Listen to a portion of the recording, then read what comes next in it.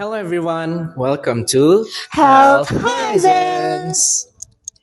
the podcast where we explore the intersection of technology, society, and well being. I'm your host, Avanda Rasya Ramadan, and you can call me Fanda, joined by my co host. I am Fatima Zahra and you can call me Ayah.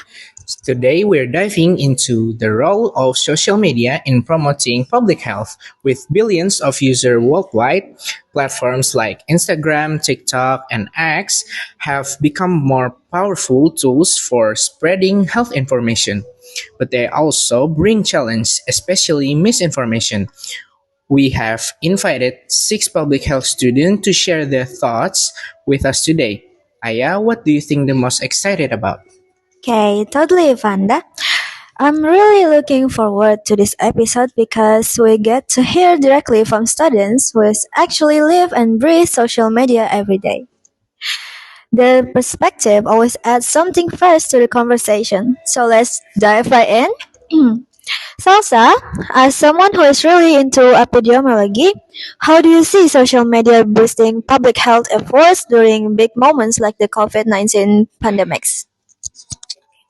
Hello guys, I'm Narana Salsabila, often called Salsa, public health student with an interest in epidemiology.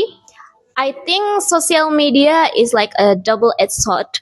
On the one hand, during COVID-19, platforms such as Twitter or X help spread information quickly about vaccine and health protocols so that more people were educated. But as a student, I'm concerned because a lot of hoax are also spreading, such as conspiracy theory about vaccine. We need more educational campaign from the government to combat this.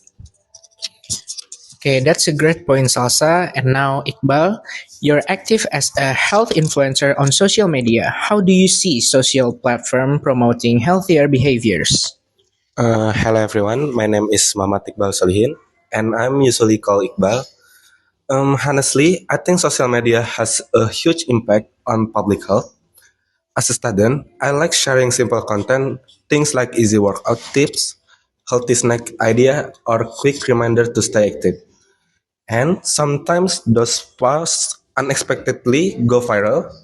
It shows how people today are way more influenced by short TikTok videos or Instagram reels than by long articles or formal explanation. But at the same time, I feel like we really need to be careful because there are so many influencers giving advice even though they're not expert, and that can spread misinformation really fast. That's why students like me should learn how to cross-check and understand reliable source before posting anything, so we're not accidentally sharing wrong information. Okay, that is so right, Iqbal. Engagement really does make a difference. Now, Audrey, since you're focused on global health, I'm curious from your point of view, how does social media fit into global public health strategies around the world? Okay, before we start, I want to say thank you for having me. First of all, let me introduce myself. My name is Audrina Zulaika Nur Azahra, and everyone calling me Audrey. From a student's point of view, I think social media can really help bridge the information gap in developing countries. For example, WHO campaigns like hashtag Vaccines Work can reach millions of people, even in remote areas. But the downside is that internet access isn't equal. Many rural communities still don't have it. In my opinion, universities like ours should promote more collaboration with local influencers so the message can feel more relatable for the community. People tend to listen more when the message comes from someone they already trust.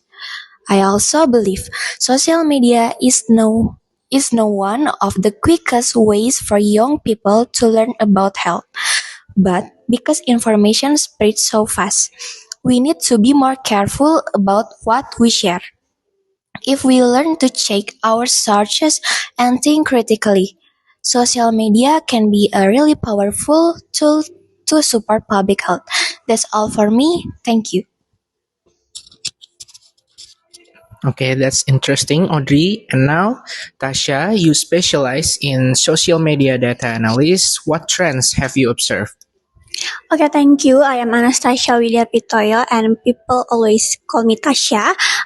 Based on my perspective as a student analyzing data, platforms such as Instagram, TikTok, Facebook, and YouTube reach 70% of Indonesia's population, 191 million users, with an average usage of 3 to 4 hours a day, and health content, especially emotional content such as mental health, can go viral quickly. However, the effectiveness of misinformation is paradoxical, as it receives 6 times more engagement than scientific content. Only 30 to 40% of users verify information, and 60% of Gen Z millennials trust influencer more than medical professional. Algorithms create echo chambers without fact checking. So even though the reach is massive, the quality of health information remains low. More student research is needed to design more effective digital health campaigns. Thank you. Okay, that's such a solid data-driven take, Tasha. All right, let's hear from Asha next. Since you study health psychology, what's your take on the way social media shapes mental health messaging today? Okay, thank you. My name is Asyadita Yulviniar Prananta, and you can call me Asya. As a student, I think social media can be a positive tool for mental health, such as online support groups that reduce loneliness. However, it often causes stress because of comparison with ideal photos on Instagram. In my opinion, we need education on campus about healthy media use, such campus about health such as limiting screen time and focusing on positive content. Additionally, universities can also provide research and workshop on how to maintain a healthy online presence and promote body positive, which can help students develop a more realistic and positive self-image. By doing so, we can empower students to use social media in a way that support their mental well-being rather than hindering it. Thank you. Okay, now, lastly, Sarah, you're interested in health journalism. What do you see as the biggest challenge in using social media for public health?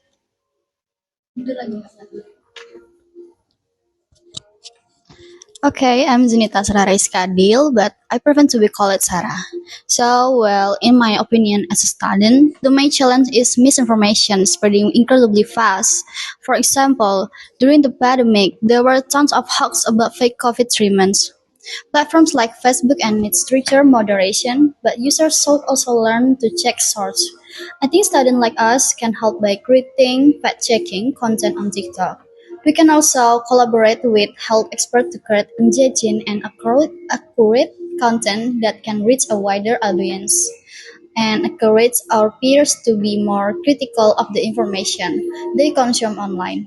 By doing so, we can play a role in promoting digital literacy and reducing the spread of misinformation. Maybe that's it. And wow, I love the energy and insight you all brought today. It really shows how powerful social media can be for public health, while still reminding us that we'll have a role in using it responsibly.